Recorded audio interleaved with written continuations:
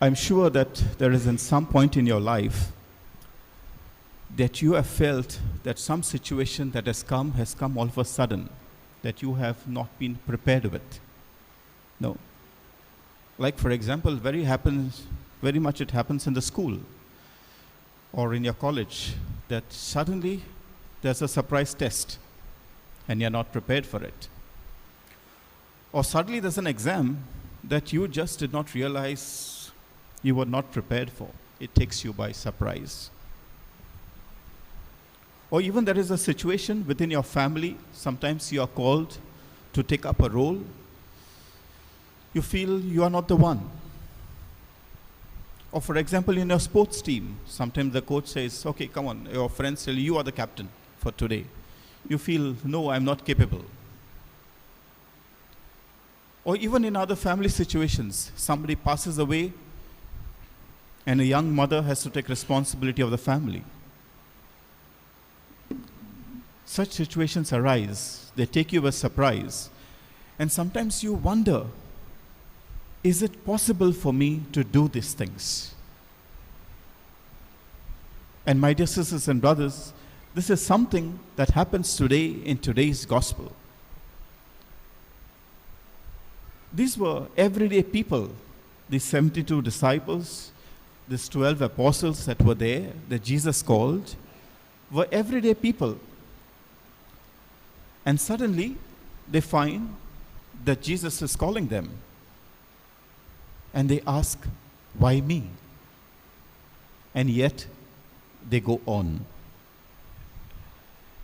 You find that very often, it is not only in the life of these apostles, it is not only in the case of these disciples, it is not only in the case of your life, but it's happened with a lot of other people. Say, for example, when you read the story of Mary, for example, no? When the angel came and said to her, you will be the mother of the Savior, she was surprised. Why me? Or you look, for example, in the lives of various prophets. Like, for example, the prophet Ezekiel. When the messenger comes to Ezekiel, he says, why me? I'm not the one. And yet, these are the people who are sent. You not only look into other people's lives, you look into Jesus' own life. Just before he did all this thing, for example, there was a situation that was created. You might not read it in today's Gospel of Luke. For example, this is conveyed in the Gospel of Mark. That just before Jesus sent his disciples, he called his 12, he called his 72 disciples. He was there in a synagogue. He preached very well. People liked him. And soon after he had done all that, people questioned, is this really a prophet? They asked, is this not a carpenter's son? And Jesus, in a way, felt rejection that came to him.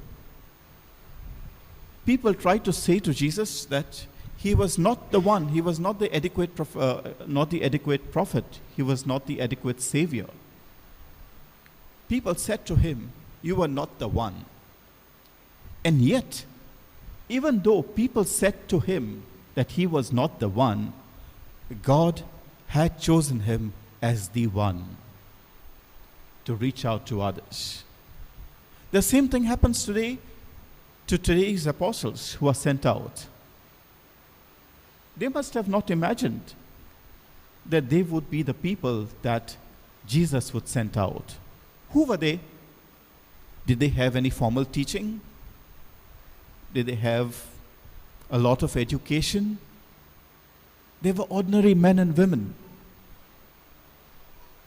You look at them. You look at Peter, a fisherman. You look at Matthew, a tax collector, not liked by people. You look also at the women. You look at Mary Magdalene, a very holy person, sincere person, ordinary person, but yet was the first disciple after the resurrection to witness the resurrection of Jesus, to go and proclaim the good news, in fact, to the apostles. Men and women, Jesus calls them in the situation that they are. And today, we might ask, what is our calling?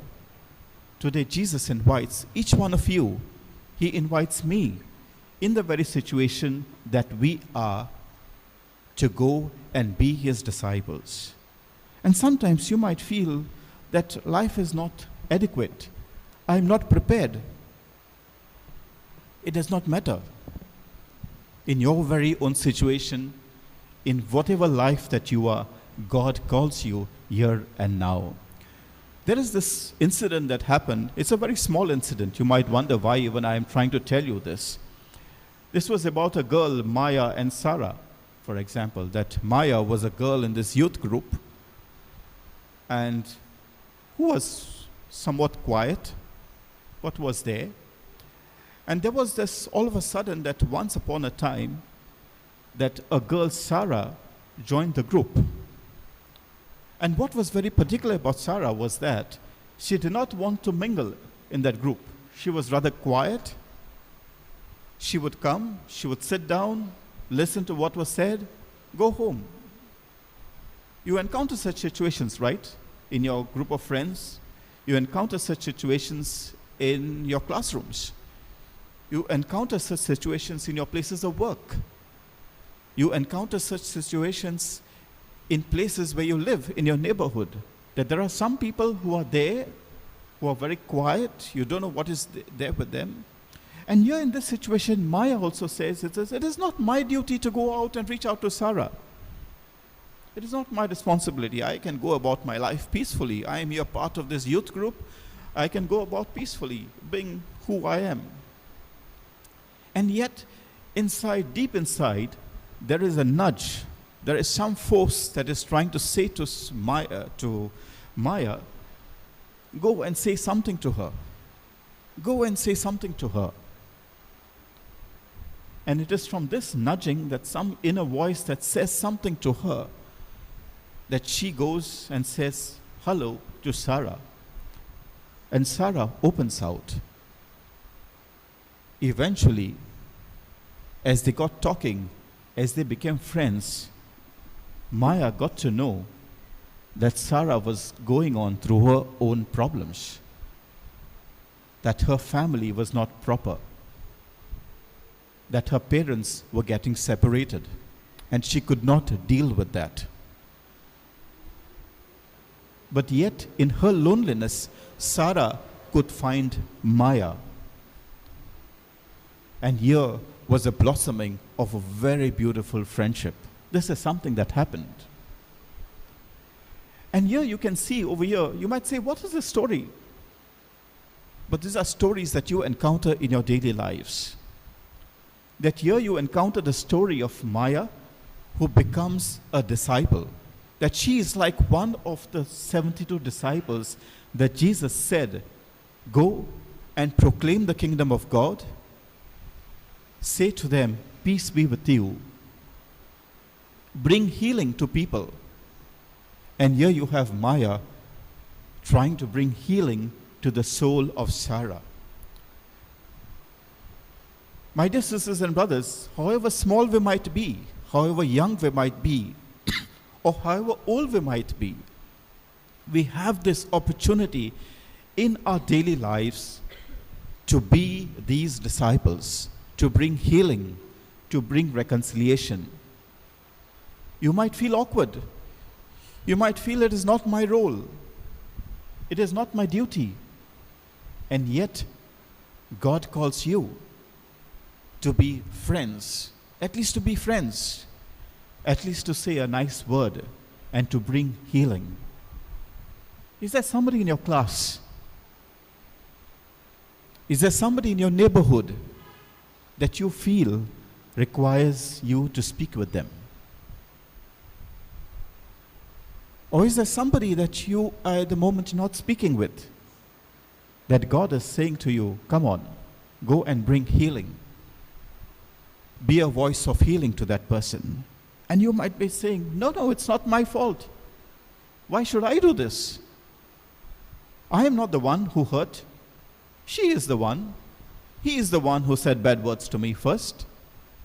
And yet, God invites you in your situation, here and now, to go and bring healing to this person. That is our mission. And you might ask, when did God call me? When does God call me to be a disciple? My dear sisters and brothers, right from your baptism. Your baptism is your commissioning to be the disciple of God. And soon, some of you will receive your confirmation. And at confirmation, you will affirm and say, yes, I will be this disciple.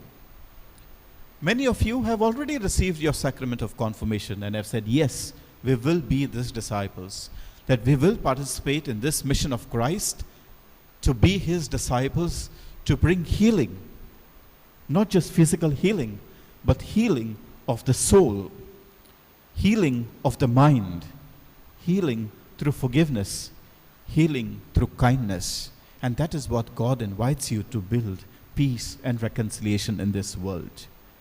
And you might ask, what is this mission field of mine? Have I to go far away? Have I to go somewhere else, like Jesus sent his disciples somewhere else? No. My place, my mission field is right here. It is my school. It is my college. It is my playground. It is my family. It is my neighborhood. Or even when you go for a picnic, that's your mission field. God calls you to be his disciple and bear witness to him in that place. When God sends you out, he doesn't expect you to go over there and stand on the pedestal like how I'm trying to do right now and to preach. No. He invites you to proclaim his word through your life.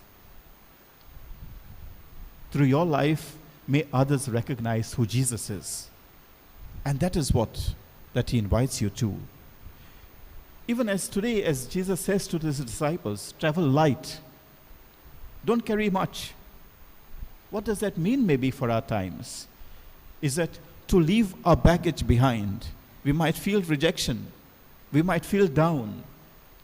Take that baggage, leave it aside, and yet take the opportunity, go ahead to be the disciples. And this is why Jesus invites us to be his chosen ones. You will face rejection along the way. Remember that. Life is never easy. You will always face rejection, just like Jesus did, or the disciples did. And yet, in spite of that, Jesus invites us here and now to be his disciples. Just like we have this inspiration of this little girl, Maya, who first said to herself, this is none of my business. And yet, she had this nudge where something spoke to her, yes, you need to go ahead and reconcile. And she became this voice of God to others, this voice of Jesus to others. We pray today as Jesus sends us out, as that when we go outside this church, our mission comes alive to us, that we might have the grace and we might have the courage to be the disciples of Jesus and bring his peace, his reconciliation to one another. Amen.